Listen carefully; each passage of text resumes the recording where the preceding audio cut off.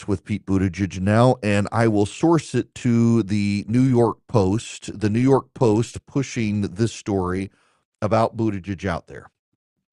As you will recall, Pete Buttigieg was the mayor of South Bend, Indiana, and he ran for president, a mayor thinking he had the clout and credibility to become president of the United States. He was a white gay man with military service who was married. They had kids, which he has a famous way of putting his foot in his mouth. I mean, y'all, I'm a white guy, and this guy is so white, he doesn't understand race in America at all. He actually commented very recently in a podcast, you get a discount for having black babies. It's right, in surrogacy. They gave him a discount. When he was in South Carolina running for president, very famously, instead of referring to dark money funding someone's campaign, he referred to black money funding the campaign. He was before a black audience. He clearly doesn't understand race issues in America. He loves lecturing people and talking down to other people. But at the end of the day, he is a hyper white gay man who got his position as Secretary of Transportation because he was gay and liked trains. So Joe Biden wanted to put him somewhere. So they put him without any competence in the job as Secretary of Transportation. And so for the record, whenever anyone in America questions Pete Hegseth as Secretary of Defense, you can point to Pete Buttigieg and say, none of you people on the left cared about competence when it came to Pete Buttigieg. Now the New York Post has a story about Pete Buttigieg and how he largely wanted to sabotage the aviation industry in America. Former Transportation Secretary Pete Buttigieg failed to replace outdated air traffic control systems while in office, with his agency instead shelling out tens of billions of dollars on a DEI agenda, according to federal spending records. And this is the important one. Airline industry insiders in one meeting, Buttigieg told industry executives that air traffic upgrades would just allow them to fly more planes, quote, and so why would that be in his interest, the source said. Pete Buttigieg dragged upgrading the American aviation network of systems because if you put more planes in the air, it's bad for climate change. His department handed out hundreds of diversity, equity, and inclusion grants totaling $80 billion over 4 years, half the total budget in a fiscal year for the DOT. Instead of upgrading systems, instead of upgrading air traffic control, Pete Buttigieg decided to dole out DEI grants. He was pushing an agenda, an air industry official said, noting the transportation secretary had little to no interest and took definitely zero action towards air traffic control modernization.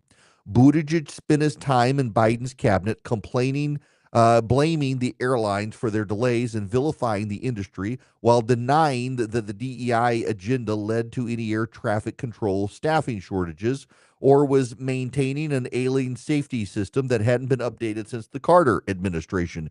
You should note, in fact, that when Pete Buttigieg became the Secretary of Transportation, this is no longer not only not in dispute, it was the source of a lawsuit.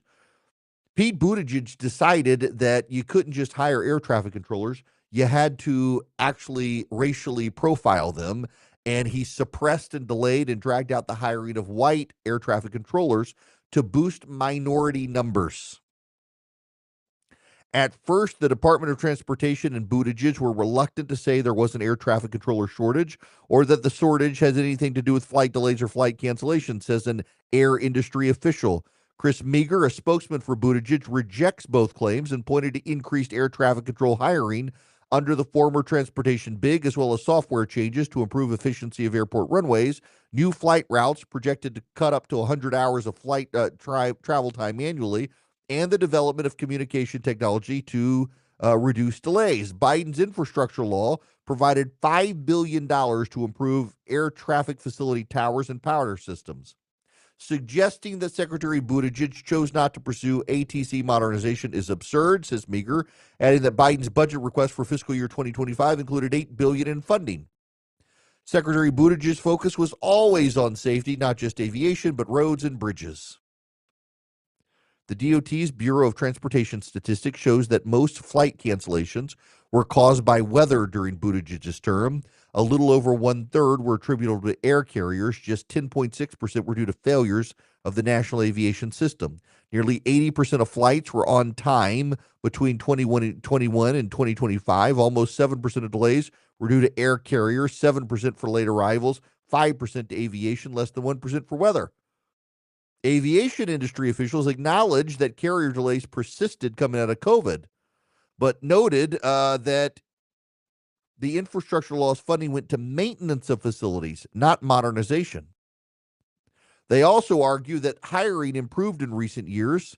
There was still a high dropout rate and surging retirements. If you start with a thunderstorm early in the day and it ripples through the day, which is the way it usually works, by the time you get to the eighth flight, it's just tagged as a late arrival flight. No matter what the original cause of the delay was, it always gets tagged to us as our fault, so it's a complicated story. But what's clear is that Buttigieg did not want to upgrade facilities. He did not want to modernize because Buttigieg is in the cult of climate change. And if you modernize and make facilities more efficient and more able to get more aircraft in the air at one time, you increase the carbon footprint of aviation in the country. And Pete Buttigieg did not want to do that. Think about that. Pete Buttigieg decided that it was better to not upgrade systems to save the planet as opposed to saving you hassle. And he spent half of the budget each year of the DOT on DEI initiatives.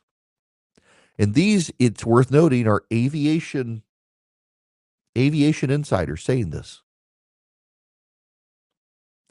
Now, of course, Buttigieg's team is very, very defensive about this. But the reality is that while the political team around Buttigieg, who want him to run for president again, are very defensive, the people in the aviation industry, not the Trump administration, but the actual people in the industry, now that he's out of power, they're still not willing to speak with their name attached to the record. But on background, they're willing to say he was a terrible Secretary of Transportation. He didn't modernize. He didn't update.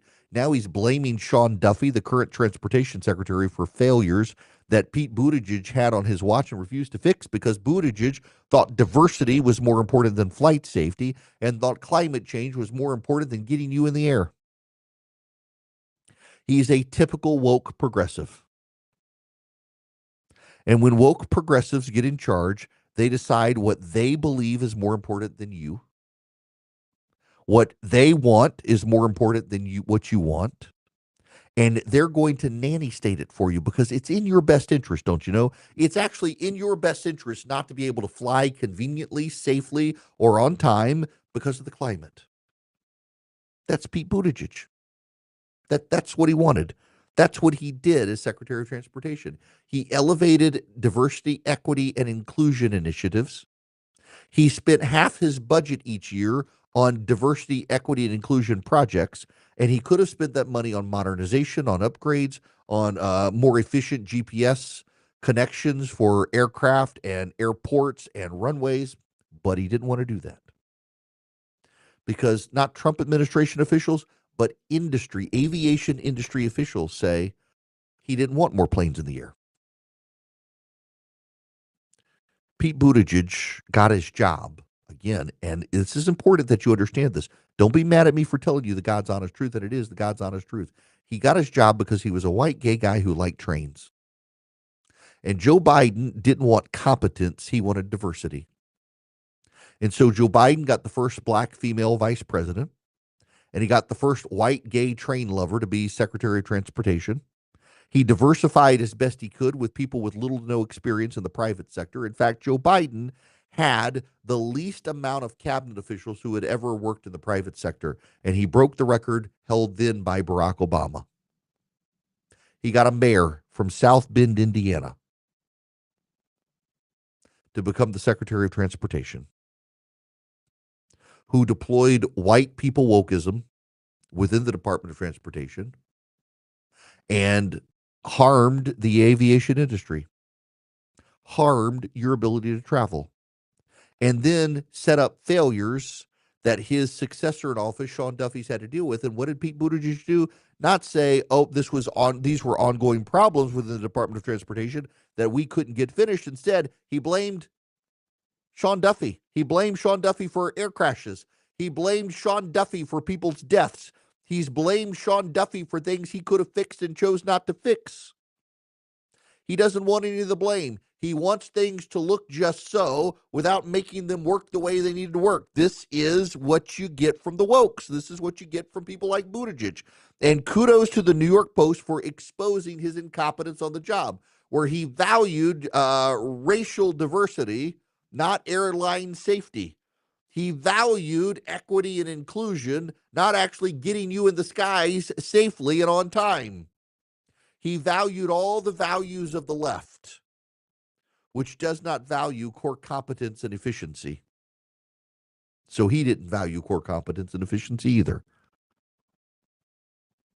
An Echelon Insights poll in July showed Pete Buttigieg in second place for a potential Democratic presidential primary, trailing Kamala Harris by 15 points, 26-11, in support from Democratic and Democratic-leaning voters. The reality is Pete Buttigieg can't make it through a South Carolina primary because he continues to alienate black voters. And I can see the ad campaign right now from Democrats against Buttigieg bragging about discounted babies because they weren't white.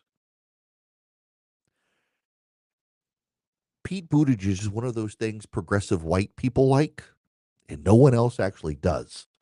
And it's his record in office that explains it more than anything else. Not his lifestyle, not his background. It's his record in office. He's alienating to everyone other than upper income white progressives. Of course, they control the Democratic Party now, so good for him.